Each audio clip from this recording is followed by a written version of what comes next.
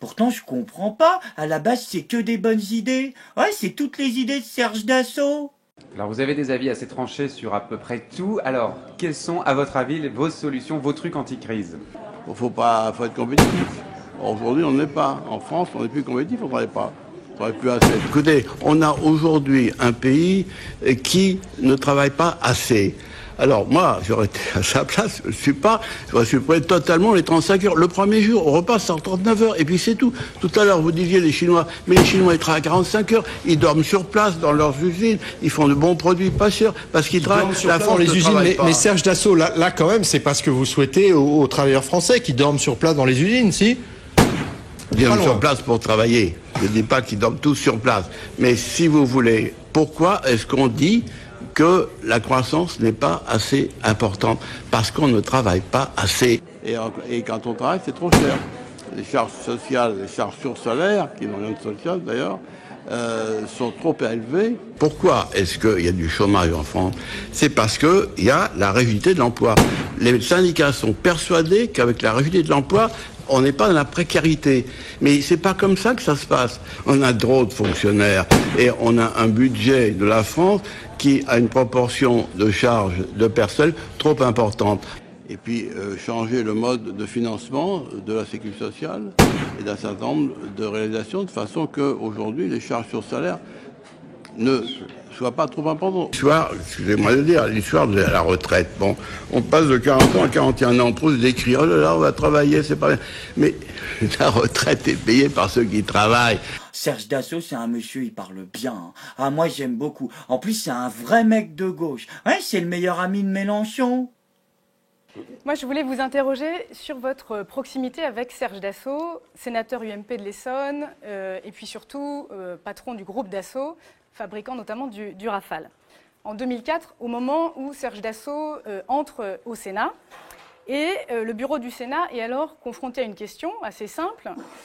Faut-il, oui ou non, saisir le Conseil constitutionnel pour savoir, pour lui demander si M. Dassault est en situation de conflit d'intérêts, compte tenu de ses activités industrielles, si oui ou non il y a incompatibilité entre ces différentes fonctions. Et alors vous êtes membre du Sénat, du bureau du Sénat à cette époque-là, et vous ne votez pas la saisine du Conseil constitutionnel, vous vous abstenez. Pour moi, c'est incompréhensible, parce que Serge Dassault, c'est le summum du conflit d'intérêts.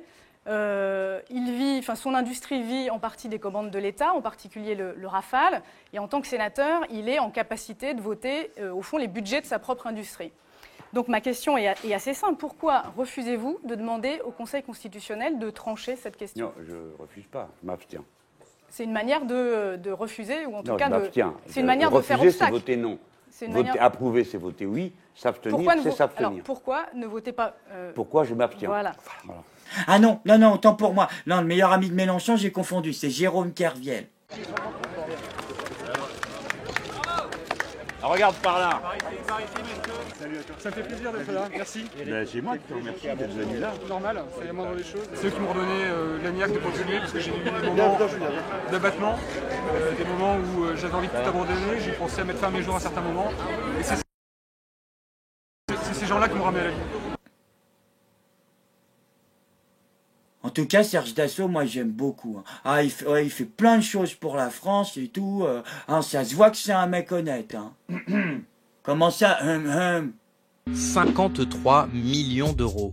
C'est la somme, selon Libération et France Inter, que le comptable suisse de Serge Dassault a reconnu avoir remis en liquide au maire de Corbeil-Essonnes entre 1995 et 2012. Des billets que Dassault aurait redistribués aux habitants de Corbeil pour acheter des voix en sa faveur. Oh non, alors là je suis vraiment pas content, hein. Si même Serge il est pourri, ah non franchement c'est pas du jeu, hein. Ah non je suis furieux là. Bah vous savez quoi? Eh ben moi je dis boycott, je boycotte Serge Dassault, hein, qui compte pas sur moi pour lui acheter un Rafale, tiens.